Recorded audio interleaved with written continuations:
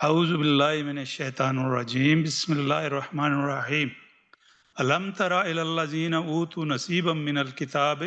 یدعون الی کتاب اللہ لیحکم بینہم ثم یتولی فریق منہم وہم معرضون۔ تو ترجمہ اس کا یہی ہے کہ تم نے دیکھا نہیں کہ جن لوگوں کو کتاب کے علم میں سے کچھ حصہ ملا ہے ان کا حال کیا ہے۔ انہیں جب کتاب الہی کی طرف بلایا جاتا ہے تاکہ وہ ان کے درمیان فیصلہ کرے تو ان میں سے ایک فریق اس سے پہلو تہی کرتا ہے اور اس فیصلے کی طرف آنے سے منہ موڑتا ہے۔ یہ جو فریق ہے، یہ یہاں پر جو کتاب ہے وہ تورات اور انجیل کے حوالے سے بات ہو رہی ہے، اور پھر یہود و نصارہ کے حوالے سے یہ بات ہے۔ تو یہ بالکل وہی چیز ہے کہ اس واقعے کا یہاں پہ ذکر نہیں، لیکن یہ ترجمے سے یہ پتہ چلتا ہے کہ جب انہیں کتاب الہی کی طرف بلایا جاتا ہے تاکہ وہ ان کے درمیان فیصلہ کرے تو یہ پھر ان میں سے ایک فریق جو ہے وہ پہلو تہی کرتا ہے۔ تو اگلی آیت میں جو ہے اس میں بتایا گیا کہ ان کا یہ طرز عمل کیوں ہے۔ ان کا طرز عمل اس وجہ سے ہے کہ وہ یہ سمجھتے ہیں یہود و نصارہ کہ ہم اللہ کے بڑے چہیتے ہیں، ہم اس دنیا میں اگر جو کچھ بھی کر لیں تو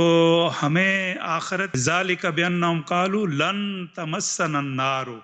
کہ ہمیں دوزخ کی آگ تو ہے ہمیں مس تک نہ کرے گی، کہ ہم اللہ کے چہیتے ہیں، اور اگر کسی وجہ سے ہمیں دوزخ میں جانا بھی پڑا تو مطلب ہے کچھ ہی دنوں کا اور کچھ ہی ٹائم کے بعد جو ہے ہمیں یہ اس دوزخ سے نجات مل جائے گی۔ ظاہر ہے ان کا عقیدہ ہی یہ ہے کہ وحدانیت کو چیلنج کرتے ہیں، ان کو بیٹا سمجھتے ہیں، تو یہ اس خام خیال میں مبتلا ہیں کہ جنت ہماری ہے، ہم جو ہیں وہ اہل ایمان ہیں۔ اور بدقسمتی سے اس آیت کو اگر مطالعہ اپنے آپ کے اوپر مطلب ہم دیکھیں آج کل کے ماحول کے اوپر، تو مسلمانوں میں بھی یہی چیز پیدا ہو گئی ہے کہ بھئی ہم کلمہ پڑھنے والے ہیں، جس نے کلمہ پڑھا لا الہ الا اللہ محمد رسول اللہ، اس کو جو ہے اللہ تعالیٰ جنت میں لے کے جائیں گے۔ ہاں بالکل یہی چیز ہے کہ ہاں اگر کچھ عرصہ ہمیں دوزخ میں رہنا بھی پڑا تو آخر ٹھکانہ جو ہے وہ ہمارا بھی جو ہے وہ جنت ہی ہوگا۔ حالانکہ یہ اپنے آپ کو بالکل فریب دینے والی بات ہے۔ اس میں یہی چیز ہے کہ اللہ تعالیٰ چاہے جسے تو وہ تو بالکل ٹھیک ہے، لیکن بہرحال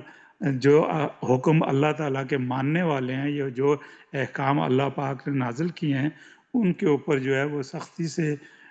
اپنے آپ کو کاربند رکھنے کی ضرورت ہے، اور پھر یہ امید اللہ تعالیٰ سے رکھیں کہ ہم سے جو کچھ خطائیں ہو گئی ہیں اللہ تعالیٰ ہمیں معاف فرمائیں گے اور ہمیں جنت میں پہنچائیں گے۔